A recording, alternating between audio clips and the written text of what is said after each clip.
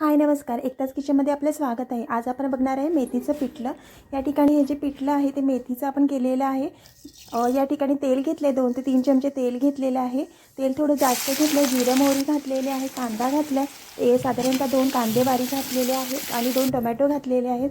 छान असे भाजून घ्यायचे सॉफ्ट होईपर्यंत। या ठिकाणी लसणाचा एक कांदा घेतला, आलं आणि हिरव्या मिरच्या आहेत। या ठिकाणी लाल मिरच्याही घेतल्यात आणि त्याचं वाटण करून ते त्याच्यामध्ये ॲड केलेलं आहे। या ठिकाणी मेथी घेतली आहे, मेथीची पानं धुवून घेतली स्वच्छ आणि चिरून घेतली। साधारणतः 1.5 वाटी मेथी आहे।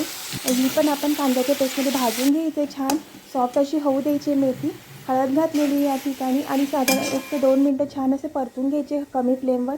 या ठिकाणी बेसन घेतलेलं आहे, बेसन आपण अर्धी वाटी घेतले, त्याच्यामध्ये 1 ग्लास पाणी घातलेले आहे आणि गुठळ्या सगळ्या फोडून घ्यायच्या आहे या ठिकाणी। आणि आपण हे जे मिश्रण केलेलं आहे ते आपण या पिठल्यामध्ये ॲड करायचं आहे मेथीमध्ये आणि छान कमी फ्लेमवर भाजून घ्यायचं आहे।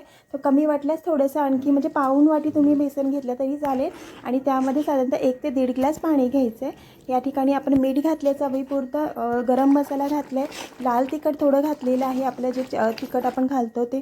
आणि हाय फ्लेमवर 5 मिनटं आणि कमी फ्लेमवर 5 मिनटं असं साधारणतः 10 ते 12 मिनटं छान असं होऊ द्यायचं आहे। हे पिठलं छान 8 ते 10 मिनटं झाल्यानंतर छान खदखदू लागलेलं आहे पिठलं आपलं, बघू शकता। आणि घट्टसं झालेलं आहे पिठलं। तुम्ही चपाती, भाकरी किंवा भातासोबत खाऊ शकता, खूप छान असं लागतं।